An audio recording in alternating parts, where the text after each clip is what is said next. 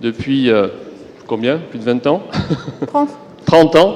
Voilà, elle dirige, elle est le pilier, vraiment, le moteur du plus gros registre, je pense, presque mondial de Mickey. Donc il faut une fois de plus la féliciter et la remercier pour tout ce qu'elle a fait pour nous.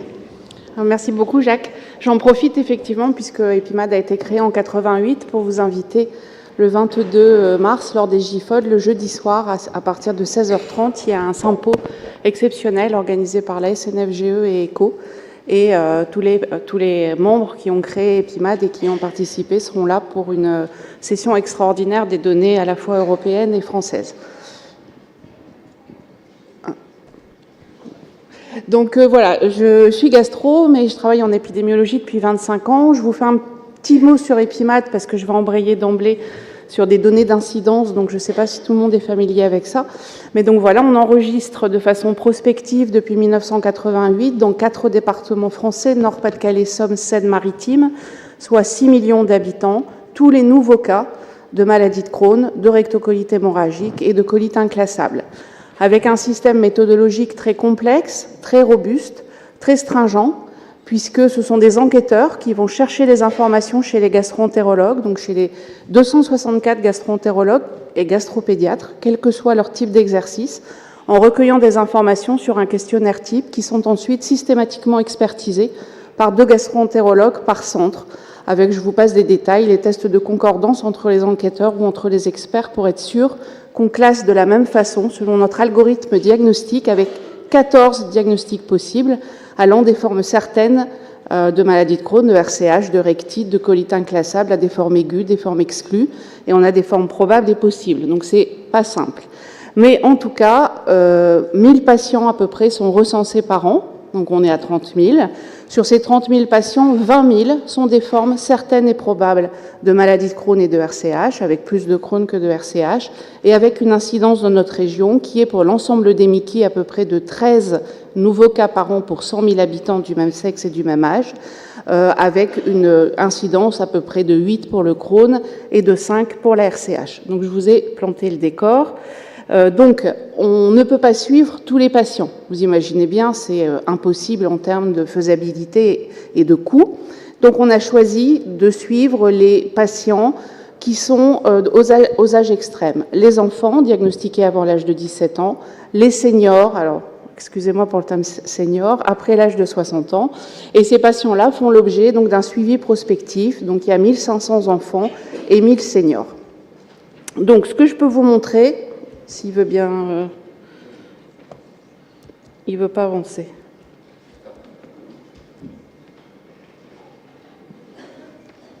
Il ne veut pas passer à la diapo suivante. C'est bien d'interprétation, là. Ouais.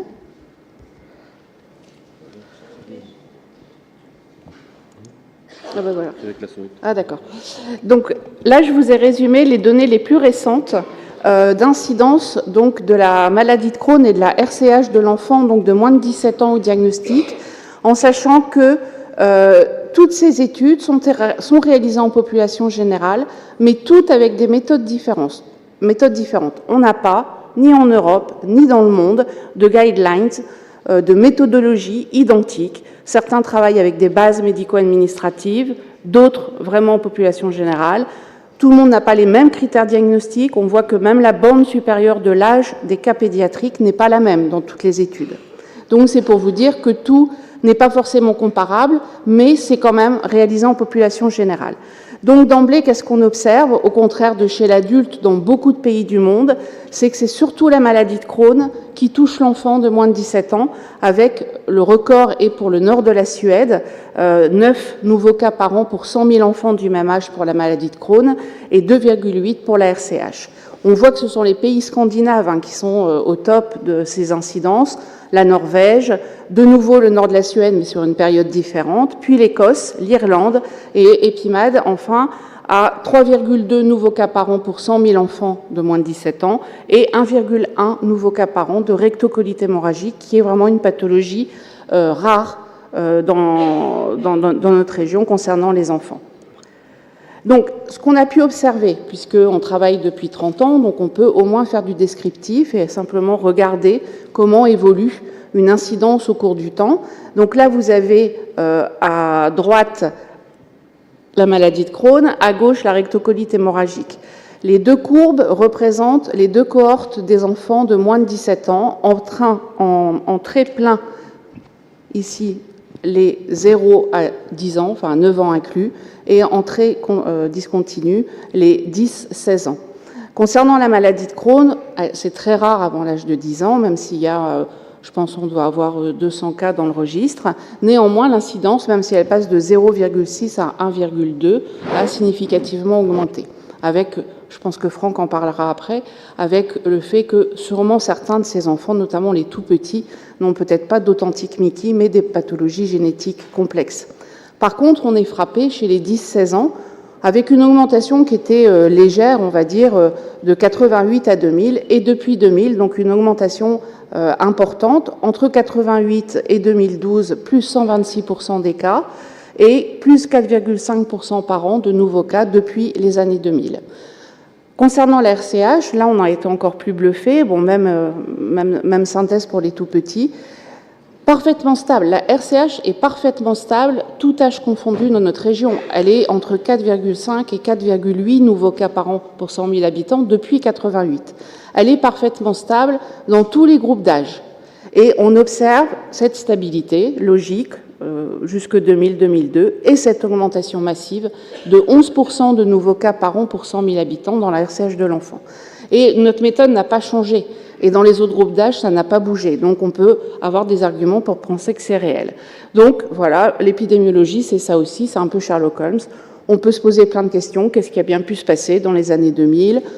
Les cartes de tabac, très difficiles à obtenir, on a du mal à penser, en plus c'est un facteur opposé dans le Crohn et dans la RCH que c'est pu avoir un rôle majeur.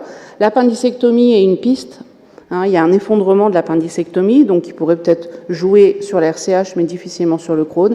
Et l'antibiothérapie, comme je disais hier au jeu de tête pédiatrique, est une piste qui est non négligeable, puisque nous, dans notre région, il n'y a pas eu de baisse significative de l'antibiothérapie. Il y a eu beaucoup de doxycycline 100 mg qui a été vendue pour des traitements de l'acné à cause des complications du roaccutane. Et on sait que l'antibiothérapie est un facteur de risque de développer une Mickey, surtout si c'est prescrit à un âge jeune. Donc voilà comment les informations qu'on a actuellement dans EpiMaths sur les enfants. La cohorte, on a pu la suivre. Alors, elle a été suivie à plusieurs reprises. Un premier point a été fait en 2006, puis 2009. Et actuellement, on a eu, la cohorte fait 1500 enfants maintenant, et on a un travail sur la stratégie thérapeutique avec un suivi de 20 ans maintenant. Mais après 11 ans et demi, on avait objectivé ces données concernant la maladie de Crohn. Donc, vous voyez la répartition. 11% de forme L1 plus pure. Quand c'est en orange, c'est le pourcentage de L1 plus L4. 16% de forme L2 et 62% au total de forme L3, dont 20% de forme associée L3 L4. Ça, c'est la description au diagnostic, donc particulièrement étendue d'emblée. Et quand la maladie va évoluer, et alors que ces enfants sont traités, la maladie va, dans 30% des cas, atteindre un segment intestinal supérieur. Donc c'est vraiment des maladies qui sont particulièrement évolutives et agressives. Le behavior, donc l'autre critère de jugement du phénotype d'une maladie inflammatoire comme le Crohn, donc au diagnostic majoritairement inflammatoire, seuls 27% sont compliqués, et on voit que très rapidement, dans les 5 ans qui suivent, la maladie va se compliquer vers une forme B2, B3, et quand on a regardé les facteurs associés, donc à une époque où la biothérapie n'était pas donnée comme maintenant, seule l'immunosuppression était facteur protecteur. En rouge, vous avez la probabilité de passer de B1 vers B2, B3 sans immunosuppresseur, et en vert sous immunosuppresseur, et on voit cette différence. La chirurgie, donc à 5 ans, 34% des enfants étaient opérés, ce qui est logique. Le facteur principalement associé était la forme sténosante. L'Immurel était facteur protecteur. Concernant la RCH, on en discutait ce matin en aparté, 25% des enfants ont une forme purement rectale au diagnostic. Donc, dans les symposiums internationaux, certains universitaires étrangers sont très surpris que la rectite existe chez l'enfant. Mais oui, elle existe, seulement elle n'est pas vue dans les centres de référence. 80% de ces enfants sont diagnostiqués par des gastro-libéraux adultes. Et vous voyez qu'au cours de l'évolution, donc forme gauche, forme dépassant l'angle droit, pancoïte, selon la classification de Paris, vous voyez que la maladie s'étend très rapidement avec 50% de formes extrêmement étendues au maximum de suivi. La colectomie, 20% sont colectomisés à 5 ans, et un signe important qu'on a décrit comme associé, c'est la présence de signes extradigestifs dès le diagnostic, montrant sûrement des formes plus sévères. Donc en fait, ce que je voulais vous montrer, c'est que l'épidémiologie, c'est un outil qu'il ne faut pas oublier, qui est indispensable pour mieux connaître des maladies qu'on nous a dit rares pendant longtemps et qui sont vraiment loin d'être rares.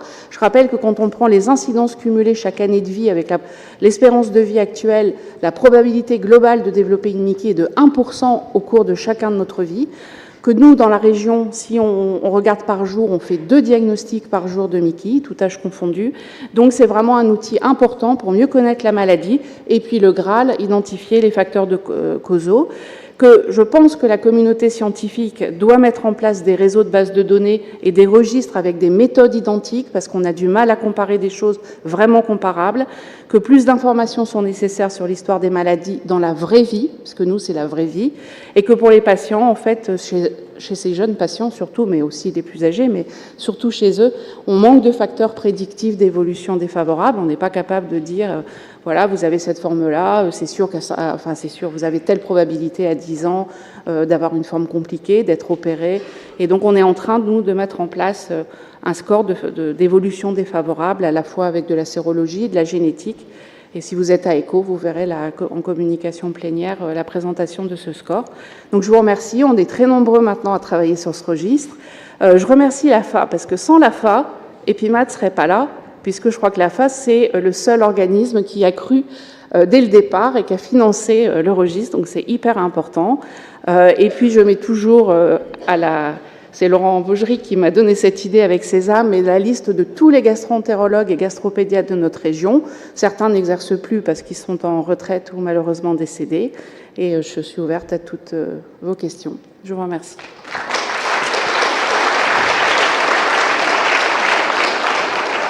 Merci Corinne pour ces informations extrêmement pertinentes et nouvelles, hein, parce que quand même on s'inquiète de voir cette incidence augmenter avec des facteurs d'environnement qui ne sont pas tout à fait maîtrisés.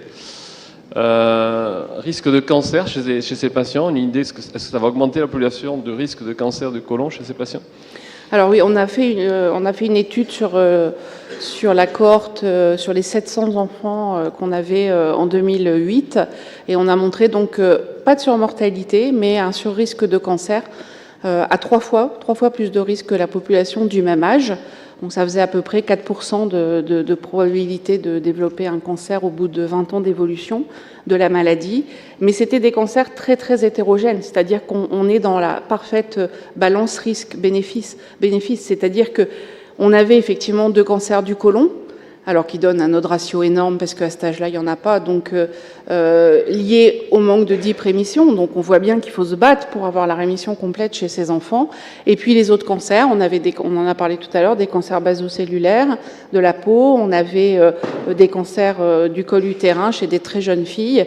Et là, on est dans la prévention chez les patients qui ont la combo ou les traitements qui sont absolument indispensables pour avoir la DIP rémission, mais qui nécessitent de la prévention, de la surveillance, etc. On voit bien la position difficile des médecins et des messages qui doivent passer.